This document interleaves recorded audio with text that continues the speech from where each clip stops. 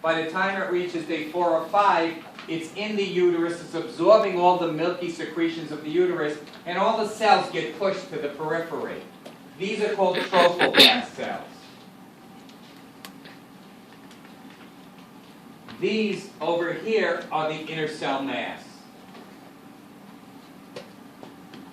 The trophoblasts are releasing enzymes, and the enzymes start to dissolve away. Here are the columnar epithelial cells, and this is that underlying connective tissue stroma. It's already dissolved away the epithelial cells, and it's starting to dissolve away the connective tissue. And they protrude out here. They call them trophoblastic villi are starting to form, like finger-like projections. And as they will go right through these glands, the glands produce these little lakes that they call lacunae, start developing in around the villi. This is where exchange can start to occur. What's going to happen with that inner cell mass as it's burrowing through? The cells seem to separate into two layers. It's called a bilaminar disc. There is a hypoblast below and an epiblast on the top. So you have an epiblast and a hypoblast. The cells are almost starting to differentiate at this point. Bless you, yeah. The cells of the epiblast start to move around to the front, and they form an amniotic cavity. The cells of the hypoblast start to move around to the bottom of the trophoblasts. Initially, they're all over here. But now some of these on the hypoblast. Hypo means below. This is the top part, this is the below part. The top part is what starts to burrow in. The trophoblast cells burrow in from the top. So the hypoblasts start to migrate back. They're going to produce a yolk sac. You just have a little amniotic cavity, you're going to have a large yolk sac. And this is showing you day 8. Here's this little parasite that's starting to burrow into the stratum functionalis. We're still calling it the stratum functionalis. Later we're going to call this area the decidua basalis, but for now it's still called a stratum, and it's still called the stratum functionalis, and this is still called a chorion. A trophoblast. It's not called the chorion yet. And this is more than you need to know, but here is, they call it cytotrophoblast. See, it's still cellular. This part here is also trophoblastic cells, but because they're dissolving the lining, they start to dissolve their own linings. So they start to merge together. That's why they call it syncytio. Like the heart beats as a syncytium, it beats as one cell. All these different cells start to merge together. So they call that syncytio trophoblast. I'm not going to test you on that. Just know that the trophoblast cells secrete enzymes that help them burrow into the lining.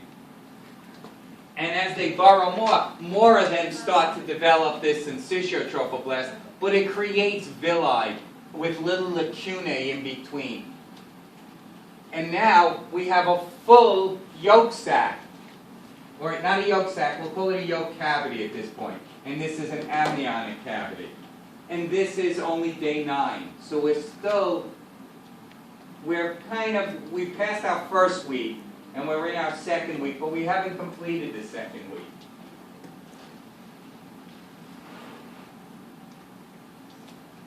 This is day 12. So this is still not completing the second week. You can see now, this blastocyst has made it now completely burrowed into the endometrium. This over here would be the uterine cavity. Here is the columnar epithelial cells forming again. Here's the uterine cavity. This is either the right side or the left side, or they're in the fundus of the uterus. And this embryo is developing within the wall. And surrounding the whole wall, it's just eating away at all of the cells, creating just a big syncytium with a lot of lakes in there. with glandular tissue. It's dissolving away the glandular tissue and leaving their secretions here. And blood vessels are opening up into here. So all nutrients are diffusing through. And you still have these two layers, bilaminar disc, the epiblast and the hypoblast. What's starting to happen for the first time now is a third layer is being introduced. They call it extraembryonic mesoderm. Mesoderm starts to come in between here. That ultimately, if you remember, there's ectoderm, mesoderm, and endoderm. Mesoderm forms the muscles and connective tissue. One connective tissue is blood vessels. So mesoderm can start to bring blood vessels there. Once you bring blood vessels into the trophoblast, we start calling it chorion. Hasn't happened yet though. Once you bring mesoderm surrounding the yolk cavity, we call it a yolk sac. Once you bring mesoderm into the amniotic cavity, we call it an amniotic sac. At this point, it's just a bilaminar disc though. By the end of the second week, somewhere in the second week, do I not have a picture of it?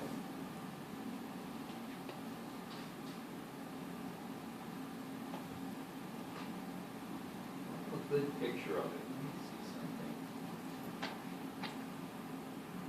Derm has gotten in here, and now they're starting to call the trophoblast cells, because they have mesoderm, they're starting to call it a chorion.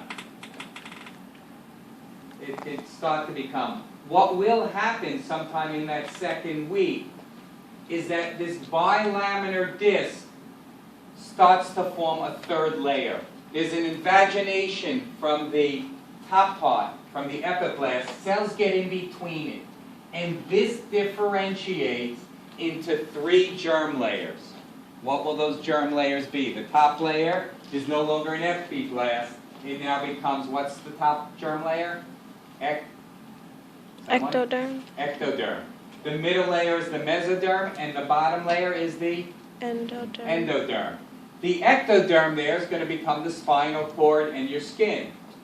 The endoderm becomes lining the epithelial cells that line your gut, line your respiratory tract, your urogenital tract, your reproductive tract, and the mesoderm is everything in between, your muscles and all the connective tissue. So we now have, from that inner cell mass,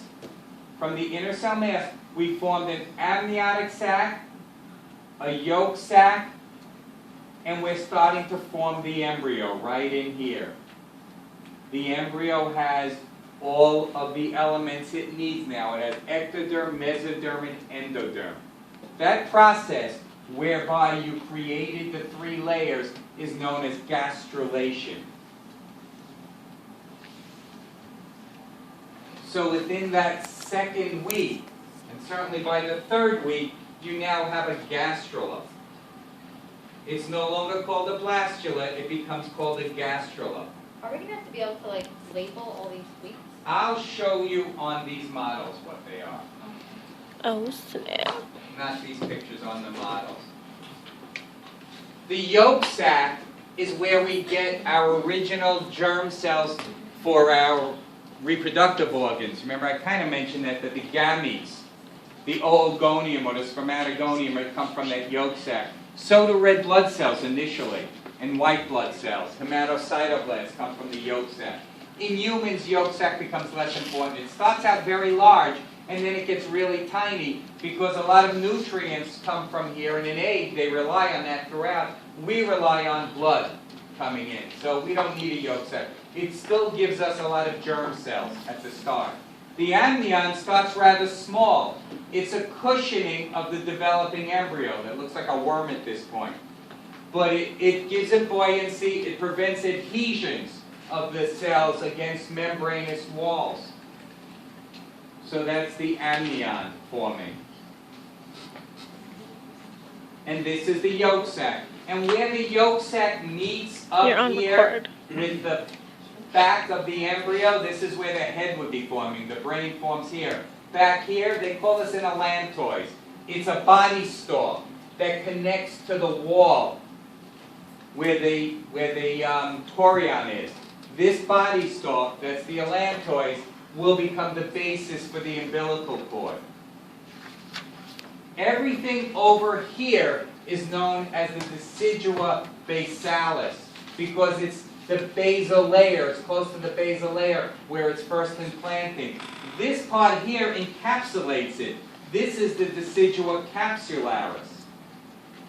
And at first, exchange occurs all around here.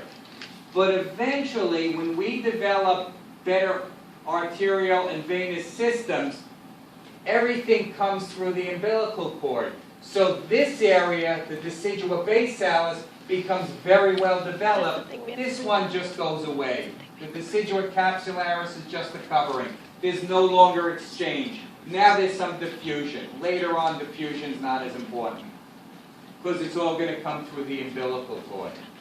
The other area over here is the other side of the uterus. Because you're pregnant, they call this a decidua too, but it's just decidua parietalis. It has nothing to do with the embryo. The decidua basalis will become the important part of the placenta. So this week this is 2, here's week 4.